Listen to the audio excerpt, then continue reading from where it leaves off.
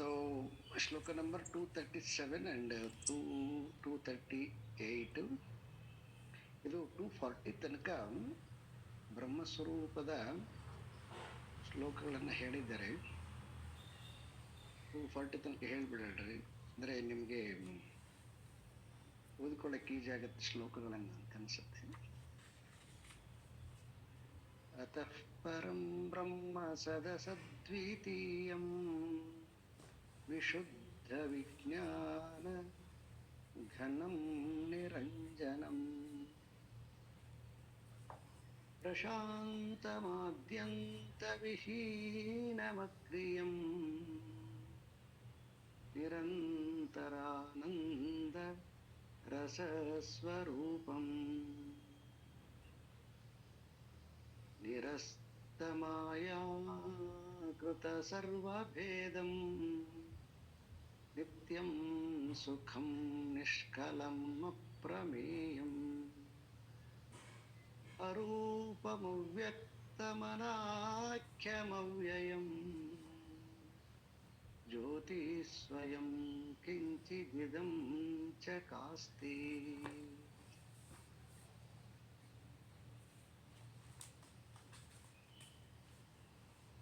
ಜ್ಞಾತೃ ಜ್ಞೇಯ ಜ್ಞಾನ ಶೂನ್ಯಂ ಅನಂತಂ ನಿರ್ವಿಕಲ್ಪಕಂ ಕೇವಲ ಅಖಂಡ ಚಿನ್ಮಾತ್ರಂ ಪರಂ ತತ್ವಂ ವಿದುರ್ಬುಧಾಃ. ಅಹೇಯಂ ಅನುಪಾದೇಯಂ ಮನೋವಾಚಾಮಗೋಚರಂ ಅಪ್ರಮೇಯಂ ಅನಾದ್ಯಂತಂ ಬ್ರಹ್ಮಪೂರ್ಣಮಹಂ ಮಹಃ. ಯಾವ ವಿದ್ಯಾರ್ಥಿ ತನ್ನ ಸಾಧನೆಯ ಹಂತದಲ್ಲಿ ಎಲ್ಲ ಕೋಶಗಳನ್ನ ಮೀರಿ ಅವನು ತೈತ್ತಿರಿಯ ಉಪನಿಷತ್ತು ಹೇಳಿದಾಗೆ ಅಸದ್ವೇತಿ ಬ್ರಹ್ಮ ಅಂತ ಒಂದು ಮಂತ್ರ ಬರುತ್ತೆ. ಅಂದರೆ ಒಂದು ಸ್ಥಿತಿ ನಮ್ಮ ಎಲ್ಲ ಈ ಕೋಶಗಳನ್ನು ದಾಟಿದ ಮೇಲೆ ಮತ್ತೆ ಆತ್ಮನಿಗೆ ಮಧ್ಯದಲ್ಲಿ ಒಂದು ಶೂನ್ಯ ಸ್ಥಿತಿ ಇದೆ. ಆ ಶೂನ್ಯ ಸ್ಥಿತಿಗೆ ಹೋದ್ರಂತಂದ್ರೆ ಅಲ್ಲಿ ಶೂನ್ಯ ಸ್ಥಿತಿಯಲ್ಲೇನೆ ಎದ್ದು ಬಿಡ್ತಾರೆ ಅಂತ.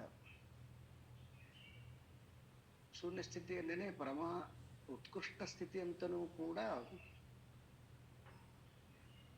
ಕೆಲವೊಂದು ದರ್ಶನಗಳ ವಾದ ಇದೆ. ಆದರೆ ಶಂಕರರು ಆ ಶೂನ್ಯವಾದವನ್ನ ನಿರಾಕರಣೆ ಮಾಡಿ ಬ್ರಹ್ಮಸ್ವರೂಪವನ್ನ ಉಪನಿಷತ್ತಿನ ಆಧಾರದ ಮೇಲೆ ಎಸ್ಟಾಬ್ಲಿಷ್ ಮಾಡಿರ್ತಕ್ಕಂಥವ್ರು. ಆ ಬ್ರಹ್ಮ ಸ್ವರೂಪವನ್ನ ಹೇಗೆ ಅದು ಅಂತ, ಯಾಕಂದ್ರೆ ಅದು ಎಲ್ಲನೂ ಅರೂಪ ಆಗಿರ್ತಕ್ಕಂಥದ್ದು, ಅಪ್ರಮೇಯವಾಗಿರ್ತಕ್ಕಂಥದ್ದು, ವಾಚಾಮ ಅಗೋಚರವಾಗಿರ್ತಕ್ಕಂಥದ್ದು, ಹೀಗೆಲ್ಲ ಸಾಮಾನ್ಯವಾಗಿ ಪ್ರಶ್ನೆಗಳು ಬರುವಾಗ ಅದರ ಗುಣ ಮತ್ತು ವಿಶೇಷವಾಗಿ ಅದರ ಸ್ವರೂಪ ಮತ್ತು ಲಕ್ಷಣಗಳನ್ನು ತಗೊಂಡು ಹೇಗೆ ನಾವು ಸಾಧನೆಯ ಹಂತದಲ್ಲಿ ನಡೆದಾಗ ನಮಗೆ ಅದು ಹೇಗೆ ಆನಂದಕ್ಕೆ ಬರುತ್ತೆ, ಅನುಭವಕ್ಕೆ ಬರುತ್ತೆ ಅಂತಕ್ಕಂತಹದ್ದನ್ನ ಈ 239 ಶ್ಲೋಕದಲ್ಲಿ ವಿದುಹು ಬುಧಾಹ ಅಂತ ಒಂದು ಶಬ್ದವನ್ನ ಪ್ರಯೋಗ ಮಾಡಿದ್ದಾರೆ. ಅಂದ್ರೆ ತಿಳಿದಿರ್ತಕ್ಕಂತಹ ಬುಧ ಜನ, ತಿಳಿದಿರ್ತಕ್ಕಂತಹ ಜ್ಞಾನಿ ತಾನು ಏನು ಆ ಬ್ರಹ್ಮ ತತ್ವವನ್ನ ತಿಳಿದಿದ್ದನು, ಆ ಬ್ರಹ್ಮ ತತ್ವವನ್ನ ತಿಳಿದಿರ್ತಕ್ಕಂತಹ ಜ್ಞಾನಿಯ ವಾಕ್ಯವನ್ನ ಮತ್ತೆ ಅನೇಕ ಕಡೆ ಬರುವಂತಹ ಉಪನಿಷತ್ತಿನ ವಾಕ್ಯಗಳನ್ನ ಆಧಾರವಾಗಿಟ್ಟುಕೊಂಡು ಬ್ರಹ್ಮ ಸ್ವರೂಪವನ್ನ ನಿರ್ಣಯಿಸುವಂತಹ ನಿರ್ಣಯ ವಾಕ್ಯಗಳು. ಕೆಲವೊಂದು ನಿರ್ಣಯ ವಾಕ್ಯಗಳು ಕೆಲವೊಂದು ಉಪದೇಶ ವಾಕ್ಯಗಳು, ಮತ್ತೆ ಕೆಲವೊಂದು ಸ್ವರೂಪ ವಾಕ್ಯಗಳು, ಇನ್ನು ಕೆಲವೊಂದು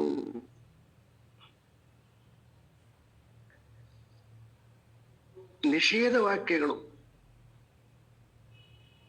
ಹೀಗೆ ಅನೇಕ ರೀತಿಯಾಗಿರ್ತಕ್ಕಂತಹ ತತ್ವವನ್ನ ಪರಿಚಯ ಮಾಡುವಾಗ ಆ ಶ್ಲೋಕದ ನಿರ್ಣಯ ಮಾಡ್ಬೇಕದನ್ನ. ಇದು ನಿರ್ಣಯ ವಾಕ್ಯನ, ಉಪದೇಶ ವಾಕ್ಯನ,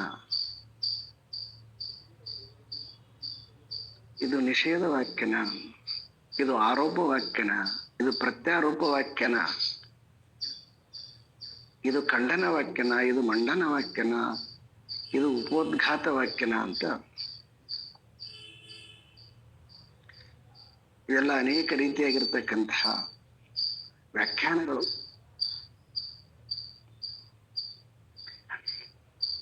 ಸೊ ಅದರ ಮೂಲ ಅರ್ಥ ಮಾಡಿಕೊಂಡಿವಿ ಅಂತಂದ್ರೆ, ಏನ್ ಹೇಳಕ್ ಹೊರಟಿದ್ದಾರೆ ಅಂತ ಅರ್ಥ ಮಾಡಿಕೊಂಡಿವಿ ಅಂತಂದ್ರೆ, ಸೊ ಅವಾಗ ನಮಗೆ ಅದು ಅರ್ಥ ಆಗತ್ತೆ. ಇಲ್ಲಾಂದ್ರೆ ಅನೇಕ ಕಡೆ ಬರ್ತಕ್ಕಂತಹ ವಾಕ್ಯಗಳೇ ಕೆಲವೊಂದು ಪುನರುಕ್ತಿ ಅಂತ ಶಾಸ್ತ್ರದಲ್ಲಿದೆ. ನಾವು ನಾರ್ಮಲ್ ಆಗಿ ಮಾತನಾಡುವಾಗ ಪುನರುಕ್ತಿ ದೋಷ ಅಂತ ಕರಿತೀವಿ. ಆದ್ರೆ ಶಾಸ್ತ್ರದಲ್ಲಿ ಪುನರುಕ್ತಿಯನ್ನ ದೋಷ ಅಂತ ನಿರ್ಣಯ ಮಾಡಿಲ್ಲ. ಯಾಕೆ ಅಂತಂದ್ರೆ ಅದು ಗಹನವಾಗಿರ್ತಕ್ಕಂಥದ್ದು ಇರುವಾಗ ಅದನ್ನ ಮತ್ತೆ ಮತ್ತೆ ಹೇಳುವಂತಹದ್ದು ನಮ್ಮ ಲೋಕದಲ್ಲಿ ಸಹಜವಾಗಿರ್ತಕ್ಕಂತಹ ಅಭ್ಯಾಸ. ಹೆಂಗ ನಾವು ತುಂಬಾ ಇಂಪಾರ್ಟೆಂಟ್ ಕೆಲಸ ಇದ್ದಾಗ ಒಂದು ಕ್ರಿಯಾಪದವನ್ನ ಎರಡೆರಡು ಬಾರಿ ಪ್ರಯೋಗ ಮಾಡ್ತೀವಿ. ಧಗ ಧಗ ಉರಿತಾ ಇದೆ, ಜುಳು ಜುಳು ಹರಿತಾ ಇದೆ, ಮತ್ತೆ ಬೇಗ ಬೇಗ ಬಾ, ಬೇಗ ಬೇಗ ಹೋಗು. ಇಲ್ಲಿ ಬೇಗ ಬೇಗ ಅಂತಕ್ಕಂಥದ್ದು ದುರುಕ್ತಿ ಆಗಿದ್ರು ಕೂಡ ಅದು ಇನ್ನೊಂದು ಬೇಗ ಅಂತಕ್ಕಂಥದ್ದು ಮತ್ತೆ ಇನ್ಯಾವುದೋ ಅರ್ಥವನ್ನ ಕೊಡೋದಿಲ್ಲ. ಮೊದಲೇನು ಹೇಳಿದ್ರು ಬೇಗ ಅಂತ, ಆ ಬೇಗ ಅನ್ನುವಂತಹ ವಾಕ್ಯವನ್ನ ಪುಷ್ಟೀಕರಿಸುವಂತಹ ವಾಕ್ಯ, ಅದನ್ನ ಪುಷ್ಟೀಕರಿಸುತ್ತದೆ. ಸೊ ಹಾಗಾಗಿ ಈ ಕೆಲವೊಂದು ಬ್ರಹ್ಮ ನಿರ್ಣಯ ವಾಕ್ಯಗಳನ್ನ ನಿರೂಪಿಸುವಾಗ ನಾವು ಹಿಂದೆ ಕೆಲವೊಂದನ್ನು ಕೇಳಿರ್ತಕ್ಕಂಥದ್ದನ್ನ ಮತ್ತೆ ಮತ್ತೆ ಪುನಃ ಪುನಃ ಹೇಳ್ತಕ್ಕಂತಹದ್ದು.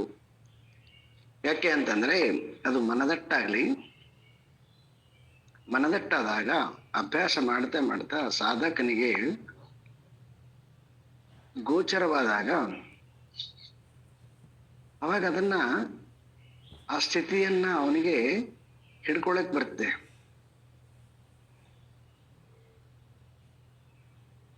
ಒಂದು ಆಶ್ಚರ್ಯಕರ ಸಂಗತಿ ಏನಂತಂದ್ರೆ, ಶ್ರೀರಾಮಕೃಷ್ಣ ಪರಮಹಂಸರು ಆಧ್ಯಾತ್ಮದ ಅತ್ಯಂತ ಎತ್ತರವಾಗಿರ್ತಕ್ಕಂತಹ ಎಲ್ಲಾ ಸ್ಥಿತಿಗಳನ್ನ ಅನುಭವಿಸಿದ್ರು. ಆದರೆ ಅವರಿಗೆ ಶಾಸ್ತ್ರೀಯವಾಗಿ ಇದು ಇಂತಹ ಸ್ಥಿತಿ, ಇದು ಇಂತಹ ಸ್ಥಿತಿ ಅಂತ ಹೇಳಕ್ ಬರ್ತಿದ್ದಿಲ್ಲ ಅವರಿಗೆ. ಯಾಕಂದ್ರೆ ಅವರು ಶಾಸ್ತ್ರ ಅಧ್ಯಯನ ಮಾಡಿದ್ದಿಲ್ಲ. ಆದ್ರೆ ಅಲ್ಲಿಗೆ ಬಂದಿರತಕ್ಕಂತಹ ಭೈರವಿ ಬ್ರಾಹ್ಮಣಿ ಆ ಪರಮಹಂಸರ ಆ ಸ್ಥಿತಿಗಳನ್ನ ಎಲ್ಲವನ್ನ ನೋಡಿ ಒಂದು ವಿದ್ವತ್ತು ಸಭೆಯನ್ನ ಕರೆದು, ಆ ವಿದ್ವತ್ತು ಸಭೆಯಲ್ಲಿ ಶಾಸ್ತ್ರೀಯವಾಗಿ ಆ ಸ್ಥಿತಿಗಳನ್ನ ಯಾವ್ಯಾವ ಹಂತದಲ್ಲಿ ಈ ಸ್ಥಿತಿಗಳು ಶಾಸ್ತ್ರಬದ್ಧವಾಗಿ ಶ್ರೀರಾಮಕೃಷ್ಣ ಪರಮಹಂಸರಿಗೆ ಅನುಭವ ಆಗಿದ್ದಾವೆ ಅಂತಕ್ಕಂಥದ್ದನ್ನ ಶಾಸ್ತ್ರೀಯವಾಗಿ ಅವರು ಅದನ್ನ ಮಂಡನೆ ಮಾಡಿದರು. ಹಾಗೆಯೇ ರಮಣ ಮಹರ್ಷಿಗಳು ಆ ಆತ್ಯಂತಿಕವಾಗಿರ್ತಕ್ಕಂಥ ಬ್ರಹ್ಮ ಸ್ಥಿತಿಯಲ್ಲಿ ಆ ಅರುಣಾಚಲ ಬೆಟ್ಟದಂತೆ ಅಚಲವಾಗಿ ನಿಂತುಕೊಂಡಿದ್ರು ಬೆಟ್ಟದಲ್ಲಿ. ಸೊ ಎಲ್ಲ ಸರ್ವ ಶಾಸ್ತ್ರಗಳನ್ನ ಕಲಿತಿರ್ತಕ್ಕಂತಹ ಅತ್ಯಂತ ಶ್ರೇಷ್ಠ ವಿದ್ವಾನ್ ಕಾವ್ಯಕಂಠ ಗಣಪತಿ ಮುನಿ ಎಲ್ಲ ವೇದಾಂಗಗಳನ್ನ, ತರ್ಕಗಳನ್ನ, ಶಾಸ್ತ್ರಗಳನ್ನ, ದರ್ಶನಗಳನ್ನ ಎಲ್ಲ ಓದಿರ್ತಕ್ಕಂಥವ್ರು. ಮತ್ತೆ ಅನೇಕ ರೀತಿಯಾಗಿರ್ತಕ್ಕಂಥ ವಿದ್ವತ್ ಸಭೆಯಲ್ಲಿ ಅವರು ತಮ್ಮ ವಾಗ್ವೈಖರಿಯಿಂದ ಅತ್ಯಂತ ಪ್ರಬುದ್ಧವಾಗಿ ತಮ್ಮ ತತ್ವವನ್ನು ನಿರೂಪಣೆ ಮಾಡತಕ್ಕಂತಹ ಪ್ರಕಾಂಡ ಪಂಡಿತರು. ಅವರು 8ನೇ ವಯಸ್ಸಿನಲ್ಲೇನೆ ದೊಡ್ಡ ವಿದ್ವತ್ ಸಭೆಯಲ್ಲಿ ಅವರ ತಾತನ ಜೊತೆ ಹೋದಾಗ ಆ ಒಂದು ಕಠಿಣವಾಗಿರ್ತಕ್ಕಂಥದ್ದಕ್ಕೆ ಅವರು ಅದನ್ನು ಬಿಡಿಸಿ ಹೇಳಿದ್ರಂತ.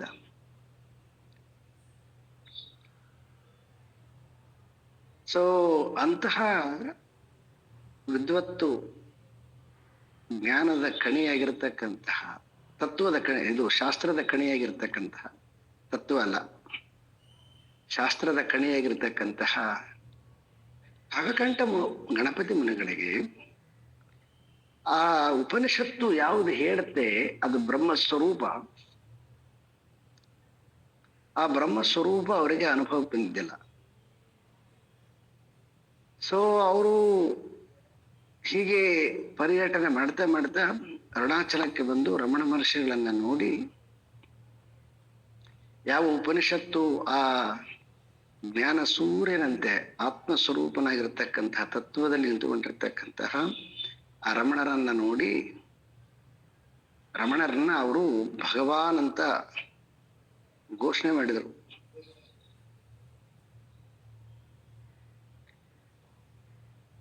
ಅಂತಹ ಮಹನೀಯರು ನಮಗೆ ಏನೊಂದು ತಿಳಿಸಿಕೊಟ್ಟಿದ್ದಾರೆ. ಅಂಥವ್ರನ್ನೆಲ್ಲ ವಿದುರ್ಬುಧಾಹ ಅಂತ ಕರೀತಾರೆ. ತಿಳಿದಿರ್ತಕ್ಕಂಥವ್ರು ಹೇಳಿದಂಥದ್ದನ್ನ ಅಂತ ಆಚಾರ್ಯ ಶಂಕರರ ತಾವೇ ಪ್ರಕಾಂಡ ಬ್ರಹ್ಮ ಜ್ಞಾನ ಸೂರ್ಯನಂತಿರತಕ್ಕಂಥವ್ರು ಕೂಡ ನಾನು ಹೇಳ್ತಂತ ಹೇಳ್ತಾ ಇಲ್ಲ ನೋಡಿ. ಅವರು ಇನ್ನೂ ಮಹಾನ್ ಜ್ಞಾನ ಸ್ವರೂಪರು ಇದ್ದಾರೆ, ವೃದ್ಧ ಜ್ಞಾನ ಸ್ವರೂಪರು. ಅವರು ಹೇಳಿರ್ತಕ್ಕಂಥದ್ದನ್ನ ನಾನು ನಿಮ್ಗೆ ಹೇಳ್ತಾ ಇದ್ದೀನಿ ಅಂತ 239 ಶ್ಲೋಕದಲ್ಲಿ ಹೇಳಿದ್ದಾರೆ. ಸೊ ಹಾಗಾಗಿ 237 240 ಇವೆಲ್ಲವೂ ಕೂಡ ನಾವು ಈಗಾಗಲೇ ಕೇಳಿರ್ತಕ್ಕಂತಹ ವಾಕ್ಯಗಳು. ಮತ್ತೊಂದು ಸಾರಿ ಇವ್ರನ್ನ ಪರಿಚಯ ಮಾಡಿಸ್ಲಿಕ್ಕೆ ಹೊರಟಿದ್ದಾರೆ. ಸೊ ನಾವು ಹಿಂದಿನ ಉಪನ್ಯಾಸದಲ್ಲಿ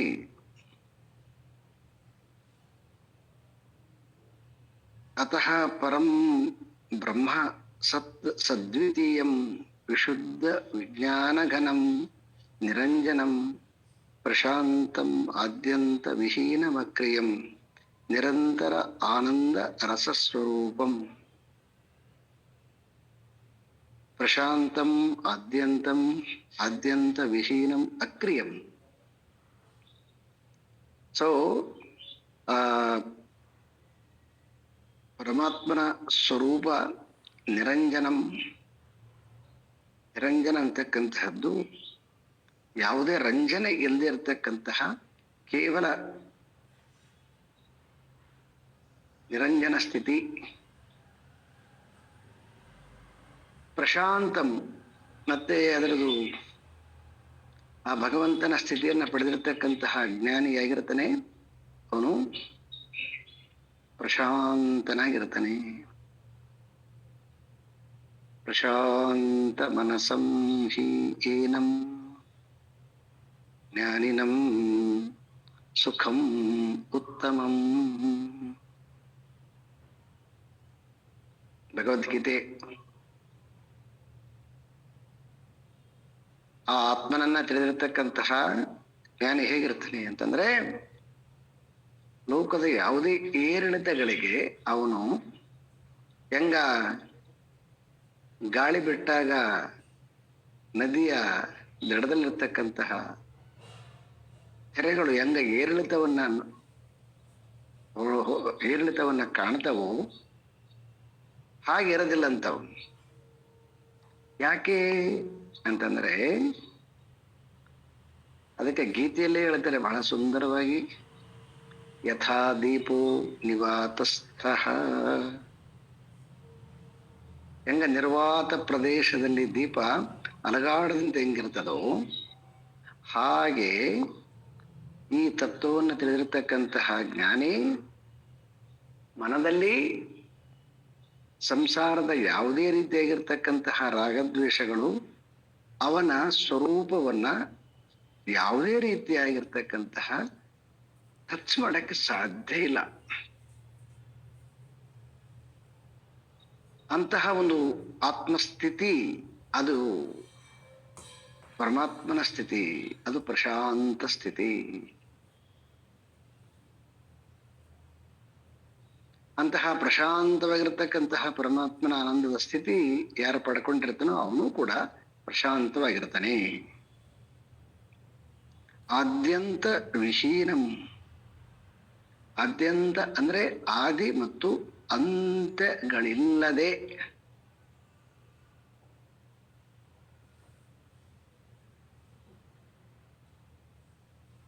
ಆದಿ ಮತ್ತು ಅಂತ್ಯ ಇಲ್ಲದೆ ಇರ್ತಕ್ಕಂಥದ್ದು.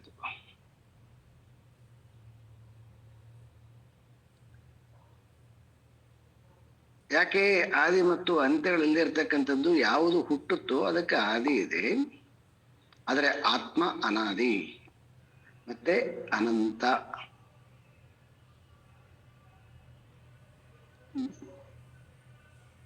ಸೊ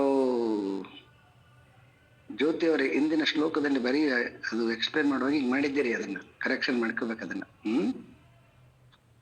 ಅನಂತ ನನ್ನ ಅಂತ್ಯಗೊಳಿಸಲಾಗುತ್ತದೆ ಅಂತ ಬರೆದಿದ್ದೀರಿ.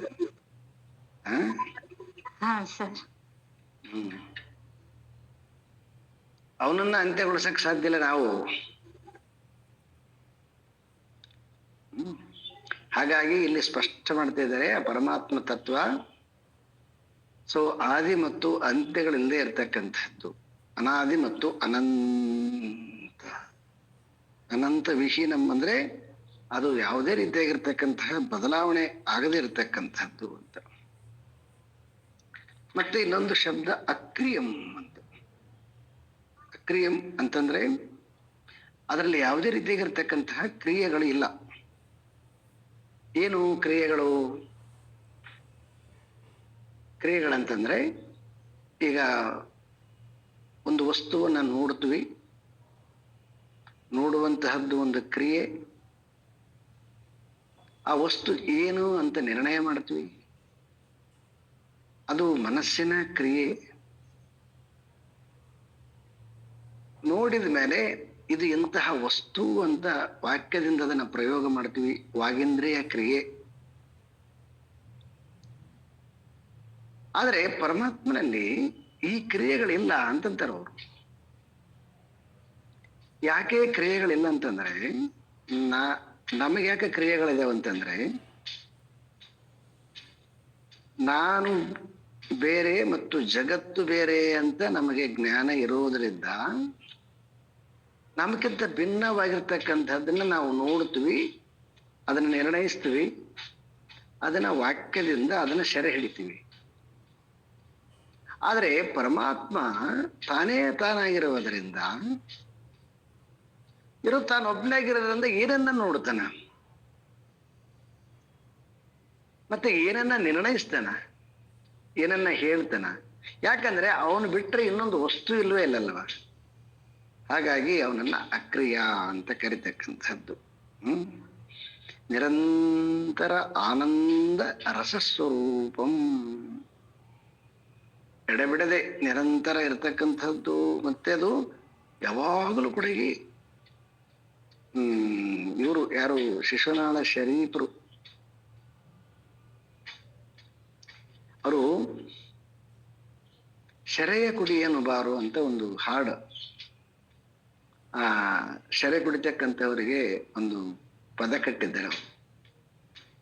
ನೀವು ಎಂಥದ್ದು ಬ್ರ್ಯಾಂಡು ನೀವು ಕುಡಿದ್ರೂ ಕೂಡ ಅದು ಹೆಚ್ಚು ಹೊತ್ತಿರೋದಿಲ್ಲ.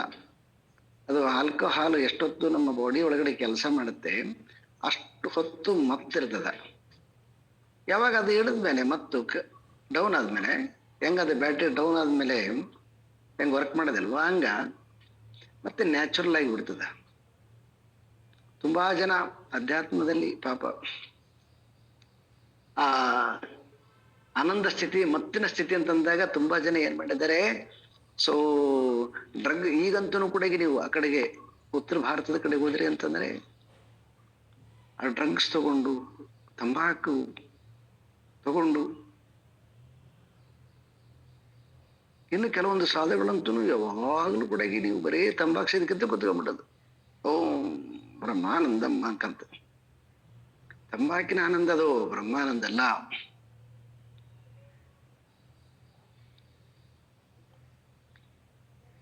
ಕೊನೆಗೆ ಅವರು ಶಿಕ್ಷಣ ಶರೀಪುರ ಅದ್ರಲ್ಲಿ ಹೇಳ್ತಾರೆ, ಅವರು ಗುರು ಗೋವಿಂದ ನಾಮವೆಂಬ ಈ ಶರೆಯನ್ನ ಕುಡಿದ ಮೇಲೆ ಮತ್ತಿನ್ಯಾವ ಶರೆಯ ನನಗೆ ಹಂಗೆ ಹಾಕು ಅಂತ ಕೇಳ್ತಾರೆ ಅವರು.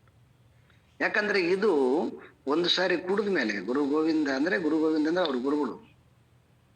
ಈ ಗುರು ಗೋವಿಂದ ಏನು ಉಪದೇಶ ಮಾಡಿದ್ನಲ್ಲ ಆ ಬ್ರಹ್ಮಜ್ಞಾನ, ಒಂದು ಸಾರಿ ಆ ಬ್ರಹ್ಮಜ್ಞಾನ ಎನ್ನುವಂತಹದ್ದನ್ನ ನಾನು ಗುರು ದೀಕ್ಷೆಯನ್ನ ಪಡೆದೆ. ಅದು ಎಂತಹದ್ದು ನಿಶ್ಚಯ ಅಂದ್ರೆ ಅದು ಇಳೆದೆ ಅಲ್ಲದೆ ಇರ್ತಕ್ಕಂಥದ್ದು, ಯಾವಾಗ್ಲೂ ಇರ್ತಕ್ಕಂಥದ್ದು.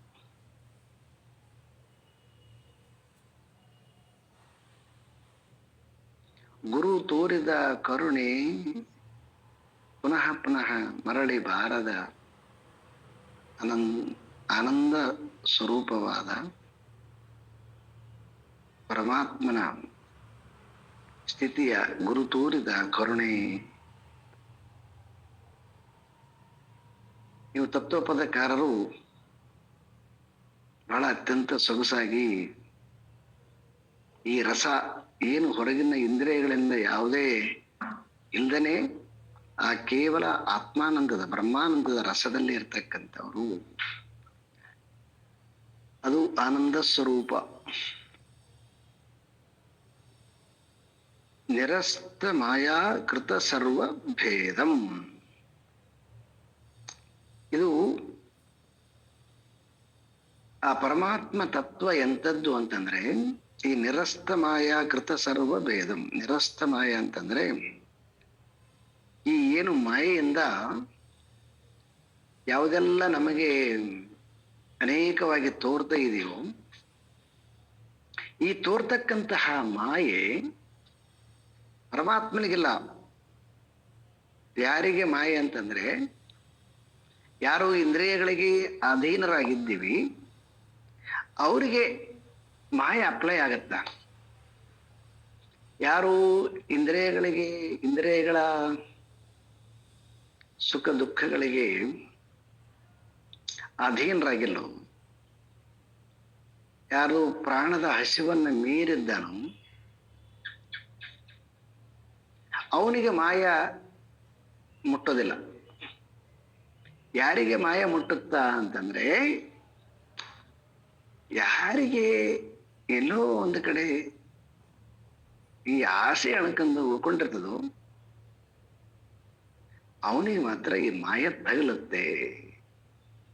ಈ ಕರೋನಾದಲ್ಲಿ ನೋಡಿದ್ವಲ್ಲ, ಕೆಲವೊಬ್ಬರಿಗೆ ಹ್ಯುಮ್ಯಾನಿಟಿ ಸ್ಟ್ರಾಂಗ್ ಆಗಿರೋರಿಗೆ ಅವ್ರಿಗೆ ಕರೋನಾ ಮುಟ್ಟಲಿಲ್ಲ ಅವ್ರನ್ನ.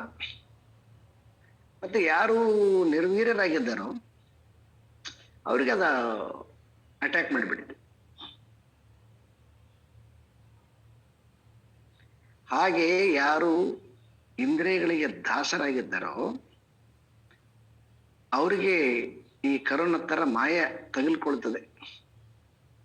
ತಗಲಿಕೊಂಡು ಅನಂತವಾಗಿರತಕ್ಕಂತಹದ್ದನ್ನ ಶಾಂತವಾಗಿ ಕಾಣಿಸುವ ಹಾಗೆ ಮಾಡುತ್ತೆ.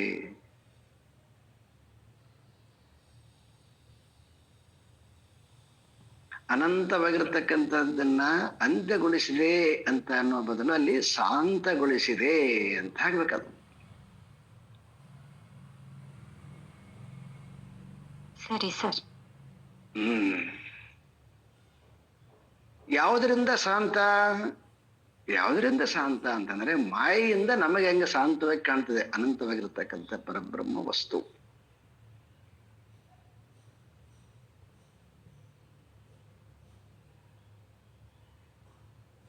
ಆದ್ರೆ ಈ ಪರಮಾತ್ಮ ಬ್ರಹ್ಮ ಸ್ವರೂಪ ಅಂತ ಏನ್ ಹೇಳ್ತಾರಲ್ಲ, ಇದು ಹೇಗಂತಂದ್ರೆ ಈ ಮಾಯದ ಎಲ್ಲ ಆಟಗಳು ಅಲ್ಲಿ ಅವನ ಹತ್ರಕ್ಕೆ ನಡೆದಿಲ್ಲ. ಅವನು ಇದೆಲ್ಲ ದ್ವಂದ್ವಗಳಿಂದ, ಭೇದಗಳಿಂದ, ಎಲ್ಲ ಗುಣಗಳಿಂದ, ಎಲ್ಲದರಿಂದ ಅವನು ಅತೀತನಾಗಿರ್ತಕ್ಕಂಥವನು. ಹಾಗಾಗಿ ಅವನಿಗೆ ಮಾಯೆ ಇಲ್ಲ.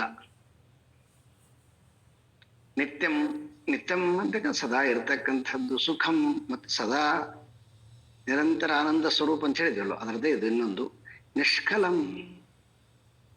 ನಿಷ್ಕಲ ಅಂದ್ರೆ ನಿಷ್ಕಲ ಅಂತಕ್ಕಂಥದ್ದಕ್ಕೆ ಯಾವುದೇ ಕಲ್ಮಶ ಇಲ್ಲದೆ ಇರತಕ್ಕಂಥದ್ದು. ಅಪ್ರಮೇಯಂ, ಅಪ್ರಮೇಯಂ ಅಂತಂದ್ರೆ ಯಾವುದೇ ಪ್ರಮಾಗಳಿಂದ, ಅಂದ್ರೆ ಯಾವುದೇ ಇಂದ್ರಿಯಗಳ ಜ್ಞಾನ ಆಗ್ಲಿ, ಟೆಕ್ನಾಲಜಿ ಜ್ಞಾನ ಆಗ್ಲಿ, ಮತ್ತೆ ಏನು ಯಾರು ಸೈಂಟಿಸ್ಟ್ ಅದನ್ನೇ ಅವನ ಜ್ಞಾನದಿಂದ ಅವನ ಪರಮಾತ್ಮನನ್ನ ಅಳಲಿಕ್ಕೆ ಸಾಧ್ಯ ಇಲ್ಲ. ಮತ್ತೆ ಜ್ಞಾನಿಯ ಜ್ಞಾನದಿಂದನೂ ಪರಮಾತ್ಮನನ್ನ ಅಳಲಿಕ್ಕೆ ಸಾಧ್ಯ ಇಲ್ಲ. ಜ್ಞಾನಿಯ ಜ್ಞಾನದಿಂದ ಪರಮಾತ್ಮನ ಅಳಲಿಕ್ಕೆ ಸಾಧ್ಯ ಇಲ್ಲ.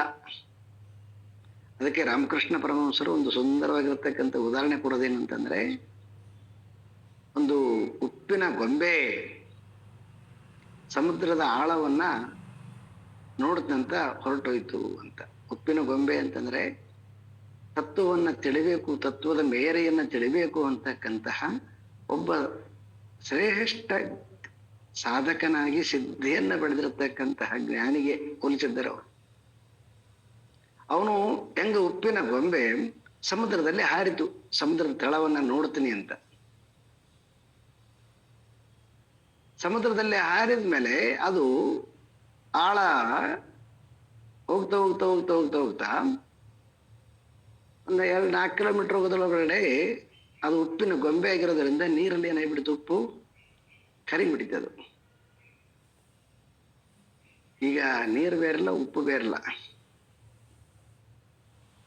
ಅದೇ ರೀತಿಯಾಗಿ ಜ್ಞಾನಿಯಾಗಿರ್ತಕ್ಕಂಥವನು ಕೂಡ ಆ ಪರಮಾನಂದವನ್ನ, ಅದರ ಅಪ್ರಮೇಯನಾಗಿರ್ತಕ್ಕಂಥವನ್ನ ನೋಡಬೇಕು ಅಂತ ಹೋಗಿ ಕೊನೆಗೆ ಅದರಲ್ಲಿ ತಾನು ಒಂದಾಗಿ ಬಿಡ್ತಾನೆ. ಹಾಗಾಗಿ ಅದು ಯಾವುದೇ ರೀತಿಯಾಗಿರ್ತಕ್ಕಂಥ ಪ್ರಮೆಗೆ ಸಿಗುವಂತಹದ್ದು ಅಲ್ಲ. ಅರೂಪಂ, ಅರೂಪಂ ಅಂದ್ರೆ ಅದಕ್ಕೆ ಯಾವುದೇ ರೀತಿಯಾಗಿರ್ತಕ್ಕಂತಹ ರೂಪ ಇಲ್ದಿರ್ತಕ್ಕಂಥದ್ದು. ರೂಪ ಜಗತ್ತಿನಾಗ ಎಷ್ಟದ್ರಿ?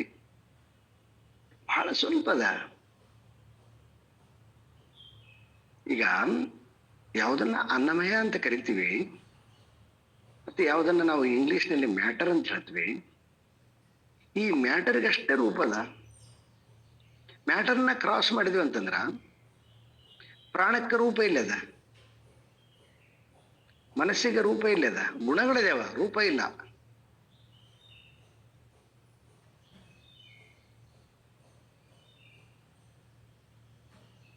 ಸೊ ಹಾಗಾಗಿ ಮತ್ತೆ ಅವನು ಗುಣಾತೀತನಾಗಿರ್ತಕ್ಕಂಥವನಿಗೆ ಅವನಿಗೆ ರೂಪ ಇಲ್ಲಂದಿರ್ತದಂತ. ಹೀಗೆ ಅದಕ್ಕೆ ಅವನಿಗೆ ಅರೂಪಂ ಅಂದ್ರೆ ಅವನಿಗೆ ರೂಪನೂ ಇಲ್ಲ ಅಂತ. ಅವ್ಯಕ್ತಂ, ಅವ್ಯಕ್ತಾದ್ವ್ಯಕ್ತಯ ಸರ್ವಾಹ ಪ್ರಭವಂತಿ ಆಗಮೇ ರಾತ್ರಿ ಆಗಮೇ ಪ್ರಲೀಯಂತಿ ತತ್ರೈವ ವ್ಯಕ್ತ ಸಂಜ್ಞಿಕೆ ಅಂತ ಗೀತೆಯಲ್ಲಿ. ಅವನ ನಿಜವಾದ ಸ್ವರೂಪ ಅವ್ಯಕ್ತ ಸ್ವರೂಪ. ಹಾಗಾಗಿ ಪರಮಾತ್ಮನ ಬ್ರಹ್ಮ ಸ್ಥಿತಿ ಏನಂತಂದ್ರೆ ಅದು ಅವ್ಯಕ್ತಂ ಅಂದ್ರೆ ವ್ಯಕ್ತವಲ್ಲದ್ದು. ಮತ್ತೆ ವ್ಯಕ್ತವಲ್ಲದ್ದು ಅಂತಂದ್ರೆ ವ್ಯಕ್ತವಾಗಿರ್ತಕ್ಕಂಥದ್ದು, ವ್ಯಕ್ತವಾಗಿರ್ತಕ್ಕಂಥದ್ದು ಒಂದು ಭಾಗ ಅಷ್ಟೇ.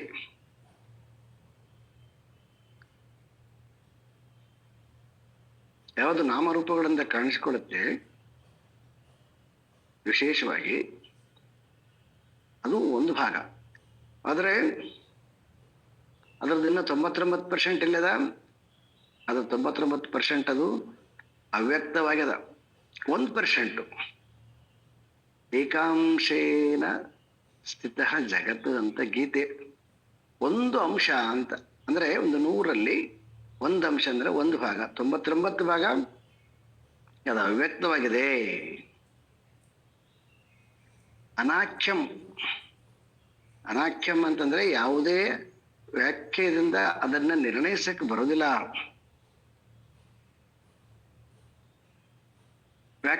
ವಾಕ್ಯದಿಂದ ನಿರ್ಣಯಿಸಕ್ಕೆ ಹೆಂಗ್ ಬರುತ್ತೆ? ಒಂದು ಸೀಮಿತವಾಗಿರ್ತಕ್ಕಂಥದ್ದಾದ್ರೆ ವಾಕ್ಯದಿಂದ ನಾವು ನಿರ್ಣಯಿಸಬಹುದು. ಅಸೀಮವಾಗಿರ್ತಕ್ಕಂಥದ್ದನ್ನ ವಾಕ್ಯದಿಂದ ಹೆಂಗ್ ಹೇಳಕ್ ಬರುತ್ತೆ?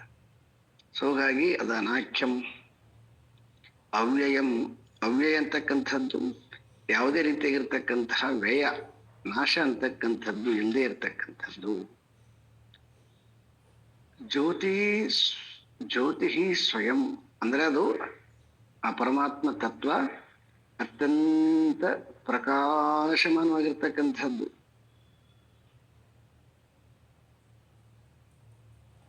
ಈಗ ಜಗತ್ತಿನಲ್ಲಿ ಹೊರಗಡೆ ಯಾವುದು ಎಲ್ಲವೂ ಬೆಳಕಿನ ರೂಪದಲ್ಲಿದೆವೋ, ಸೂರ್ಯ ಇರ್ಬೋದು, ಚಂದ್ರ ಇರ್ಬೋದು, ನಕ್ಷತ್ರ ಇರ್ಬೋದು, ಮಿಂಚಿರ್ಬೋದು. ಸೊ ಇಲ್ಲಿ ನಮಗೆ ಲೋಕದಲ್ಲಿ ವಿದ್ಯುತ್ ಇರ್ಬೋದು, ಏನ್ ಬೆಳಕಂತ ಕರಿತೀವಿ. ಈ ಎಲ್ಲಾ ಬೆಳಕಿಗೆ ಬೆಳಕಾಗಿರ್ತಕ್ಕಂಥದ್ದು ಯಾವುದು ಇದೆಯೋ ಅದು ಸ್ವಯಂ ಜ್ಯೋತಿ. ಇವೆಲ್ಲವೂ ಕೂಡ ಡಿಪೆಂಡ್ ಆಗಿರ್ತಕ್ಕಂಥವು. ಆದ್ರೆ ಅದು ಯಾವುದೇ ಡಿಪೆಂಡ್ ಆಗಿರ್ತಕ್ಕಂಥದ್ದಲ್ಲ, ಇಂಡಿಪೆಂಡೆಂಟ್ ಆಗಿರ್ತಕ್ಕಂಥದ್ದು. ಇಲ್ಲೇನಾಗ್ಯಾವ, ಒಂದಕ್ಕೊಂದು ಆಶ್ರಯಿಸ್ಕೊಂಡವ. ನಮಗ್ ಬರೋ ವಿದ್ಯುತ್ತು ನೀರನ್ನ ಆಶ್ರಯಿಸ್ಕೊಂಡಿದೆ, ಕಲ್ಲಿದ್ದಲನ್ನ ಆಶ್ರಯಿಸ್ಕೊಂಡಿದೆ. ಹಾಗೆ ಚಂದ್ರನಲ್ಲಿ ಕಾಣತಕ್ಕಂಥದ್ದು ಸೂರ್ಯನನ್ನ ಅವಲಂಬಿಸಿಕೊಂಡಿದೆ, ನಕ್ಷತ್ರಗಳಲ್ಲಿ ಕಾಣತಕ್ಕಂಥದ್ದು ಸೂರ್ಯನಲ್ಲಿ ಕಾಣತಕ್ಕಂಥದ್ದು. ಅದು ಇನ್ನೂ ಅತೀತವಾಗಿರ್ತಕ್ಕಂತಹ ಆತ್ಮನಿಂದ ಇವೆಲ್ಲವೂ ಕೂಡ ಬೆಳಗುತ್ತವೆ. ನ ತತ್ರ ಸೂರ್ಯೋ ಭಾತಿ ನ ಚಂದ್ರ ತಾರಕಂ ನೇಮ ವಿದ್ಯತೋ ಭಾಂತಿ ಕುತೋಯಮಗ್ನಿ ಅಂತ ಘಟ ಮತ್ತು ಮುಂಡಕದಲ್ಲಿ ಮಂತ್ರಗಳು. ತಸ್ಮಾದಗ್ನಿ ಸಮಿದೋ ಯಸ್ಯ ಸೂರ್ಯ ಅಂತ ಮುಂಡಕದಲ್ಲಿ ಮತ್ತೊಂದು ಮಂತ್ರ. ಹಾಗೆ ನಮ್ಮೊಳಗಡೆ ನೋಡಿದ್ವು ಅಂತಂದ್ರೆ ಯಾವುದು ಕನಸಿನಲ್ಲಿ ಎಲ್ಲವನ್ನ ತೋರಿಸ್ತಕ್ಕಂತಹ ಆತ್ಮ ಜ್ಯೋತಿ ಇದೆಯೋ ಅದು ಯಾವಾಗಲೂ ಇರುವಂತಹ ಜ್ಯೋತಿ. ಸುಷುಪ್ತಿಯಲ್ಲಿ ಕೂಡ ಇದೆ, ಸ್ವಪ್ನದಲ್ಲಿ ಕೂಡ ಇದೆ, ಜಾಗೃತದಲ್ಲಿ ಕೂಡ ಇದೆ. ಅದು ಮತ್ತೆ ಯಾವುದೇ ಡಿಪೆಂಡ್ ಆಗಿಲ್ಲ. ಬೆಳಕು ಅಂತಕ್ಕಂಥದ್ದನ್ನ ಅನೇಕ ರೀತಿಯಾಗಿ ಅರ್ಥ, ಜ್ಞಾನ ಅಂತ ಆಗತ್ತೆ, ಪ್ರಕಾಶ ಅಂತ ಆಗತ್ತೆ, ಅನೇಕ ರೀತಿಯಾಗಿರ್ತಕ್ಕಂಥ ಬೇರೆ ಬೇರೆ ತರದ ಅದ ಹೆಂಗ ಅದನ್ನ ನೋಡ್ತೀವಿ ನಾವು, ಹಾಗೆ ಅದನ್ನ ಅರ್ಥೈಸ್ಬೇಕಾಗತ್ತೆ. ಸೊ ಇಷ್ಟು ನಮಗೆ ಆ ಪರಿಪೂರ್ಣವಾಗಿರ್ತಕ್ಕಂತಹ ಬ್ರಹ್ಮದ ಸ್ವರೂಪವನ್ನ ಹೇಳಿ, ಜ್ಞಾತೃ, ಜ್ಞೇಯ, ಜ್ಞಾನ, ಶೂನ್ಯಂ, ಅನಂತಂ, ನಿರ್ವಿಕಲ್ಪಕಂ, ಇವೆಲ್ಲ ಸ್ಟೇಜಸ್ಗಳು. ಜ್ಞಾತೃ, ಜ್ಞೇಯ, ಜ್ಞಾನ ಇವು ಸಾಮಾನ್ಯವಾಗಿ ಮನೋಸ್ತರದಲ್ಲಿ. ಈಗ ಹೇಳಿದ್ದೀನಿ, ಮತ್ತೆ ಇನ್ನೊಂದ್ಸಲ ಹೊಸೂರೆಲ್ಲ ಕೆಲವೊಬ್ಬರಿಗೆ ಗೊತ್ತಾಗ್ಲಿ ಅಂತ ಮತ್ತೆ ಪುನಃ ಹೇಳೋದು. ಜ್ಞಾತೃ, ಜ್ಞಾನ, ಜ್ಞೇಯ ಅಂತಂದ್ರೆ, ಈಗ ಒಂದು ನಿಮ್ಮ ಎದುರುಗಡೆಗೆ ಒಂದು ಮೊಬೈಲ್ ಇದೆ.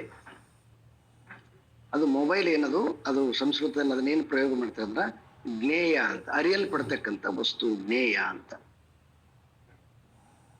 ಜ್ಞಾನ ಅಂತಂದ್ರೆ ಅದನ್ನ ನೋಡಲ್ಪಡ್ತಕ್ಕಂಥದ್ದು ಯಾವುದು, ಕಣ್ಣು, ಜ್ಞಾನ. ಜ್ಞಾತೃ ಅಂತಂದ್ರ ಏನು, ಕಣ್ಣು ನೋಡಿದ ಒಂದು ವಸ್ತುವನ್ನ, ಆ ವಸ್ತುವನ್ನ ಅರಿಯುವಂತಹದ್ದು ಜ್ಞಾತೃ. ಈ ಜ್ಞಾತೃ ಜ್ಞಾನ ಜ್ಞೇಯದಿಂದ, ಈ ಜ್ಞಾತೃ ಜ್ಞಾನದಿಂದ ಜ್ಞೇಯವಾಗಿರ್ತಕ್ಕಂತಹ ಹೊರಗಿನ ವಸ್ತುಗಳನ್ನ ನೋಡ್ತೀವಿ. ಅದೇ ರೀತಿಯಾಗಿ ಈ ಕಡೆ ನಾವು ತತ್ವಶಾಸ್ತ್ರಕ್ಕೆ ಬಂದ್ವಿ ಅಂತಂದ್ರೆ, ಯಾವುದು ಆ ಪರಮಾತ್ಮನ ತತ್ವ ಇದೆಯೋ, ಆ ಪರಮಾತ್ಮನ ತತ್ವ ವಾಕ್ಯ ರೂಪದಲ್ಲಿ, ಶ್ಲೋಕ ರೂಪದಲ್ಲಿ ಇರ್ತಕ್ಕಂತಹ ತತ್ವ ಅದು ಜ್ಞೇಯ. ಅದನ್ನ ಕಣ್ಣಿಂದ ನೋಡ್ತೀವಿ, ಕಿವಿಯಿಂದ ಕೇಳ್ತೀವಿ ಜ್ಞಾನ. ಅದನ್ನ ಮನಸ್ಸಿಂದ ಗ್ರಹಿಸುತ್ತೀವಿ, ಅದು ಜ್ಞಾತೃ. ಈ ರೀತಿಯಾಗಿ ತತ್ವವನ್ನ ಅರಸಿಕೊಂಡು ಹೋಗ್ತಾ ಹೋಗ್ತಾ ಹೋಗ್ತಾ ಮುಂದೆ ಹೋದಗಳಿಗೆ ಏನಾಗುತ್ತೆ, ಈ ಜ್ಞಾತೃ ಮತ್ತು ಜ್ಞಾನ ಜ್ಞೇಯದಲ್ಲಿ ಅಡಗಿ ಬಿಡ್ತವೆ. ಆ ಅಡಗಿದಾಗ ಏನಾಗುತ್ತದು, ಸೊ ಅಸದ್ಬ್ರಹ್ಮೇತಿ ಅಂದ್ರೆ ಶೂನ್ಯ ಸ್ಥಿತಿಯನ್ನು ತಲುಪಿಬಿಡುತ್ತದೆ. ಅದು ಒಂದು ಪಾರ್ಟ್ ಆಫ್ ದಿ, ಅದರಲ್ಲಿ ಒಂದು ಮೆಟ್ಟಲು. ಆದರೆ ಅದಷ್ಟೇ ಅಲ್ಲದು ಅನಂತಂ, ಅದು ಅಂತ್ಯ ಇಲ್ಲದೆ ಇರತಕ್ಕಂಥದ್ದು. ನಿರ್ವಿಕಲ್ಪಕಂ, ಯಾವುದೇ ವಿಕಲ್ಪಗಳು ಇಲ್ಲದೆ ಇರತಕ್ಕಂಥದ್ದು.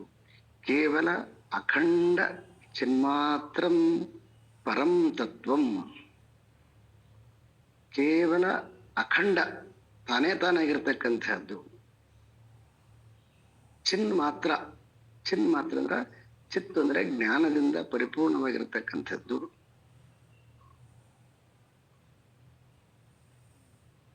ಸೊ ಇಂತಹ ಪರಂ ಜ್ಯೋತಿ ಸ್ವರೂಪವಾಗಿರ್ತಕ್ಕಂತಹ ತತ್ವವನ್ನ ಜ್ಞಾನಿಗಳು ನಮಗೆ ತಿಳಿಸಿಕೊಟ್ಟಿದ್ದಾರೆ.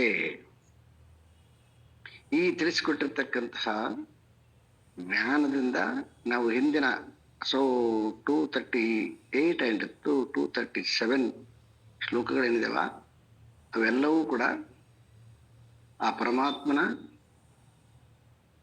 ಲಕ್ಷಣಗಳು, ಕೆಲವೊಂದು ಸ್ವರೂಪಗಳು, ಅಂತಹ ಬ್ರಹ್ಮ ಸ್ವರೂಪದ ವಿಷಯವನ್ನು ತಿಳಿಸಿ, ಲಕ್ಷಣವನ್ನು ತಿಳಿಸಿ,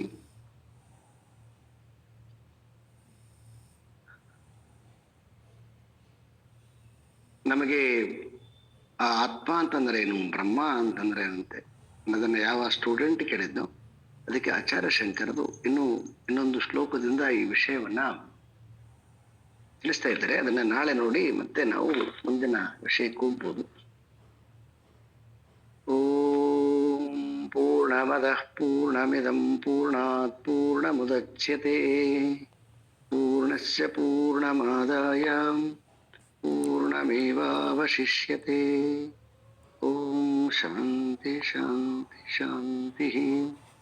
ಹರಿ ಓಂ ಶ್ರೀ ಗುರುಭ್ಯೋ ನಮಃ. ಹರಿ ಓಂ.